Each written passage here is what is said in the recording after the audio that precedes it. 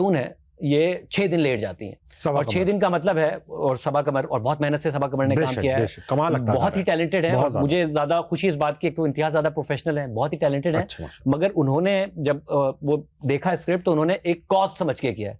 एक प्रोफेशन तो है ही, मगर जो पैशन उन्होंने दिया है, जाहिर अपने हर काम में देती है, बट बहुत ही पैशन के साथ सबा ने काम किया है। फैसल कुरैशी साहब का जो किरदार है, अब क्योंकि ऑडियंस देख ही चुकी है, वो एक रेपिस्ट का किरदार है, और मुझे इस बात की बहुत फिक्र थी कि जो भी इस किरदार को करेगा उसको ये होगा कि लोग मुझे बहुत गालियां देंगे, तो कम से कम मुझे कोशिश ये करनी है कि गालियां कम पड़े, तो कहीं ना कहीं पॉजिटिविटी आए मेरे रोल में।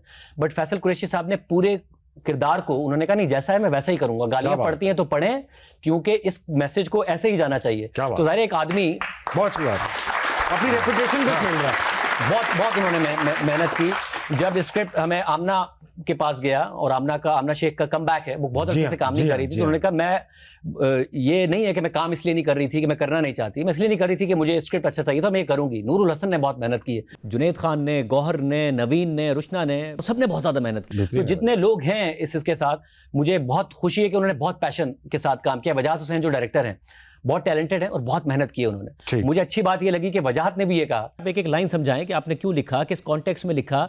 डायरेक्शन करने के लिए एक एक चीज़ समझकर डायरेक्ट करना, इतनी मेहनत करना, मेरे साथ बैठना, घंटों घंटों स्क्रिप्ट को समझना, ये बड़ा अहम है। बहुत ड्रामे बनाए, उन्होंने बहुत अच्छा काम किया है। खई उन्होंने किया, खुदा और मोहब्बत उन्होंने किया। मुझे अच्छी बहुत खुशी है, अगर मैं कास्ट में किसी का नाम भी मिस कर रहा हूँ, जो DOP हैं उन्होंने बहुत अच्छा काम किया है। सभी ने लग रहा है कि एक बड़ा ब्रांड बना हुआ है, सबने इसको एक कॉज बनाया कि प्रोफेशन तो है ही जाहिर है, मगर पैशन है। मेरे लिए तो पैशन ही था, क्योंकि मेरा प्रोफेशन कुछ और है ना, मुझे इससे कोई मॉनेटरी बेनिफिट था, ना ही मैं इसको उस तरीके से परसू कर रहा था। मुझे तो ये था कि एक अच्छा काम हो जाए जो कि सोसाइटी में कोई तब्दीली ला सके, बट सबने बहुत पैशन के साथ काम किया इसमें। ये जो पूरा केस नंबर 9 है, is it based on like real life incidents? Real life कोई ऐसा नहीं है कि एक वाकया है जिसको हमने बयान कर दिया है, जो होते मगर आमतौर पर वाकयात में ये होता है कि खुदा न खास्ता किसी का रेप हो जाए तो उन्हें फैमिली के अंदर कितनी ज्यादा प्रॉब्लम का सामना करना पड़ता है उसको रिपोर्ट करने के लिए, क्योंकि वो डरते हैं कि बात बाहर ना आ जाए, क्या मसला होगा। बात अगर आ जाए तो उनको पुलिस स्टेशन में किस किस्म की डिस्करेज किया जाता है, सोसाइटी किस तरह डिस्करेज करती है। और अब क्योंकि बात आगे बढ़ गई है, सोशल मीडिया एक बहुत बड़ा फैक्टर बन गया है, और जो पोजीशन ऑफ इन्फ्लुएंस में होते हैं वो अब सोशल मीडिया को भी अपने फायदे के लिए इस्तेमाल करते हैं। तो इस स्टोरी में सिर्फ पुलिस स्टेशन नहीं है, सिर्फ घर नहीं है, सिर्फ कोर्ट रूम नहीं है, इसमें सोशल मीडिया है कि उसका किरदार क्या है, वो किस तरीके से केसेस को इन्फ्लुएंस करता है। इसमें इलेक्ट्रॉनिक मीडिया है, अच्छा कि जो न्यूज़ चैनल्स हैं उनका क्या रोल है, किस तरीके से वो इन्फ्लुएंस करते हैं। आपको बाकायदा जो डिवाइड सोसाइटी का है वो आपको अपने सोशल मीडिया में नजर आएगा। आपको नजर आएगा कि बहुत सारे लोग हैं जो मिसोजिनी को सपोर्ट करते हैं, बहुत सारे लोग हैं जो उसके अगेंस्ट खड़े होते हैं। आपको हमारे इलेक्ट्रॉनिक मीडिया में भी नजर आएगा, बहुत सारे लोग हैं जो खवातीन के हुकूक के बारे में अगर कोई बात की जाए तो उस पर बहुत सारी तावीलें ले आते हैं कि नहीं जी ये नहीं होना चाहिए। खवातीन के आगे बढ़ने की बात आए, वो खवातीन को एक रिश्ते के तनाजुर में ही देखते हैं कि खातून एक अच्छी माँ हो सकती है, एक अच्छी बीवी हो सकती है, एक अच्छी बहन हो सकती है, एक अच्छी बेटी हो सकती है। उनसे अगर कहा जाए कि खातून एक ज़बरदस्त एक्ट्रेस हो सकती है, खातून एक ज़बरदस्त प्रोड्यूसर हो सकती है, एक डायरेक्टर हो सकती है, खातून एक एग्जीक्यूटिव हो सकती है, खातून एक मार्केटिंग मैनेजर हो सकती है, तो उनके लिए ये बात हजम करना बहुत मुश्किल होता है। तो मेरा ख्याल है कि सोसाइटी का जो बदलना है वो हमें ये डिवाइड हर जगह नजर आता है, तो वो डिवाइड आपको इस ड्रामे में भी नजर आएगा। बहुत अच्छी बात की आपने शाहज़ेब भाई। अच्छा मुझे बताएं कि आप ने मुझे आज हमने बड़ी अच्छी बात की, हम बैक स्टेज कर रहे थे, जो लफ्ज इस्तेमाल होते हैं हमारे मुल्क में रेप के बारे में, ज्यादती, इज्जत लुट जाना, जबरदस्ती, ये सब लफ्ज मेरे ख्याल से आपने भी ये मुझे आज एहसास दिलाया कि ये जस्टिफाई नहीं करते उस हीनियस एक्ट को। ऐसा ही है बिल्कुल। जब हम बात कर रहे थे अभी प्रोग्राम शुरू होने से पहले, और हमने इसको अपने प्रोग्राम में भी एड्रेस करने की कोशिश की है, और जाहिर है मैं फिर कहूंगा कि आप टाइम के साथ सीखते हैं, हमने भी टाइम के साथ सीखा है। शायद हो सकता है 6-8 साल पहले अगर मैं शो कर रहा होता तो मैं जाति का लफ्ज इस्तेमाल करता, और जाहिर है उर्दू की डिक्शनरी में आपको लफ्ज कुछ कम भी मिलते हैं, तो आपको प्रॉब्लम भी होता है कि किस लफ्ज को आपने इस्तेमाल करना है।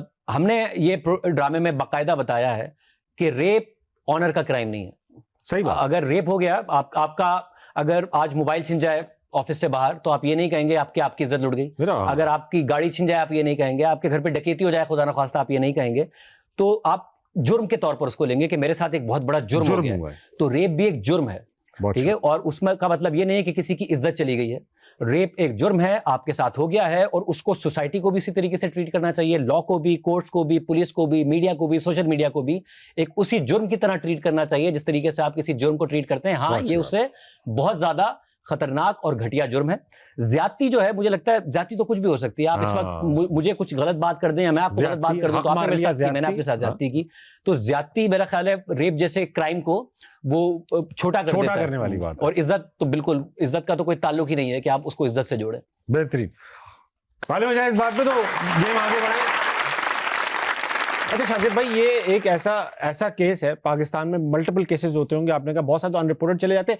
आपने जब ये लिखा, गवर्नमेंट सपोर्ट है कोई फेडरल प्रोविंशियल कुछ इसमें, उन्होंने कुछ इंटरेस्ट शो किया कि यार हम भी आपको सपोर्ट कर रहे हैं? नहीं, हमने एक तो ज़ाहिर एक पेश ही नहीं किया बिल्कुल, क्योंकि प्राइवेट वेंचर है। मैं तो जियो के पास गया और जियो ने इसको परसू किया कि हमने ये प्रोजेक्ट बनाना है, और मगर ऐसा है नहीं कि हमने गवर्नमेंट को अप्रोच किया हो। मुझे अब नहीं पता कि अगर आगे चलता है तो गवर्नमेंट की सपोर्ट या वो क्या होगा, बट मैं ये जरूर उम्मीद करता हूँ कि अगर कुछ लॉज बन गए हैं, क्योंकि जब मैं शो के लिए, इसके ड्रामे के लिए रिसर्च कर रहा था, तो मुझे एहसास हुआ कि बहुत सारे लॉज हैं जो बन गए हैं, जिनको हमने अपने प्रोग्राम में भी कवर किया है। बहुत सारे कोर्ट के फैसले जो आ गए हैं, सुप्रीम कोर्ट के बहुत अच्छे फैसले आ चुके हैं, उनकी नीचे जाके इंप्लीमेंटेशन उस तरीके से नहीं हो रही है। सही है कि जब रिपोर्ट कराने कोई खातून जाती है तो उसको अभी भी बहुत सारे प्रॉब्लम्स का सामना करना पड़ता है। तो मैं उम्मीद करता हूँ कि वो इंप्लीमेंटेशन और ज्यादा बेहतर हो जाएगी। बहुत अच्छी बात की आपने शाजिब भाई, क्योंकि आपने court room, genre court room का है, तो हमारे पास कुछ वकला भी मौजूद है यहाँ पर, उनसे भी आज बात करेंगे। अस्सलाम वालेकुम। वालेकुम अस्सलाम। आपका क्या नाम है? रिमशा मेमन। रिमशा, आप क्या करती हैं? प्रैक्टिसिंग लॉयर हूँ। आप प्रैक्टिसिंग लॉयर है भाई, वाह, 10 लाख रुपए मैंने एक लॉयर को दे दिए, तो क्या करेंगी 24 घंटे में? 1 घंटा तो सेलिब्रेट करूंगी कि मुझे 10 लाख रुपए मिले, 5 घंटे की शॉपिंग करूंगी, और फिर गूगल पे बैठ के सर्च करूंगी कि अगला दिन बगैर 10 लाख रुपए के कैसे स्पेंड करूंगा। वेरी बहुत अच्छी बात, ये होता है वकील। रिमशा, शाहजेब भाई बैठे हुए, कोई सवाल करेंगे? बिल्कुल, मेरा इनसे सवाल है कि मोस्टली हमने देखे हैं कि पाकिस्तान में कोई ऐसा रेलेवेंट ड्रामे आते हैं ना, तो फीमेल से रिलेटेड या कोई, तो उनमें सिर्फ जो है ना कभी फैमिली बैकग्राउंड का टचअप दिया जाता है, वहाँ पे कोर्ट के प्रोसीजर को जो है दिखाया नहीं जाता। बहुत सी लड़कियाँ ऐसी होती हैं जिनको ये चीज़ पता नहीं होती है, और उनके जहन में ये खौफ होता है कि पता नहीं कोर्ट में जाके क्या होगा, क्या चीज़ें फेस करनी पड़ेंगी, कुछ नहीं। क्योंकि मैं एज अ प्रैक्टिसिंग लॉयर हूँ, तो मैंने बहुत से फैमिली केसेस डील किए हैं, और मुझे पता होता है उनको, सिर्फ खातून को ये होता है कि हम जाएंगे कोर्ट में, सारी हमसे सवाल पूछेंगे, हमें कोई डिफेंड करने वाला नहीं होगा। तो अगर ये प्रोसीजर आप थोड़ा उस ड्रामा में दिखा दें या कोई ऐसी चीज़ें, तो हमें नो हाउ पता चल जाए कि उनको भी जो है ना, वो इंटीरियर के लोग या जिन लोगों को पता नहीं है, तो उनको ये प्रोसीजर बहुत ज़्यादा अच्छे से पता हो। तो ड्रामा में सिर्फ वो बेसिक उसको विक्टिम को ना दिखाया जाए, कुछ कोर्ट के प्रोसीजर को भी डील किया जाए। इसी चीज को एड्रेस कर रहा है एग्जैक्टली। ड्रामा जो आप बात कर रही हैं उस सारे की सारी बात को एड्रेस कर रहा है, पुलिस स्टेशन से लेके कोर्ट रूम तक। कोर्ट रूम में सिर्फ ऐसा नहीं है कि ट्रायल दिखाया है, 164 के बयान से लेके आगे तक क्या क्या प्रॉब्लम्स खातून को फेस करने पड़ते हैं। अगर आप टाइमली रिपोर्ट कराएंगे तो वो आपको नहीं फेस करने पड़ेंगे, क्योंकि अब काफ़ी चीज़ें बदल गई हैं। नहीं कराएंगे तो भी बहुत कुछ बदल गया है। जो पहले सवालात होते थे, अब उन सवालात की जो स्पेशल कोर्ट्स हैं उस पर इजाज़त नहीं है। ये सारी की सारी चीज़ें ये ड्रामा एड्रेस करता है। बहुत शुक्रिया, थैंक यू। शाहजेब भाई, thank you so much for being on अस्ना बनाए। मगर अभी बातें कंप्लीट नहीं हुई, बातें मेरे पास बहुत सारी हैं, मैं आपसे दोबारा बात करूंगा। ख्वातीन हज़रात, ये थी आज की एपिसोड विद शाहजेब खानज़ादा। एक बार फिर मिलेंगे शाहजेब भाई से, तब तक अपना ख्याल रखिएगा। गुड नाइट, अल्लाह हाफ़िज़।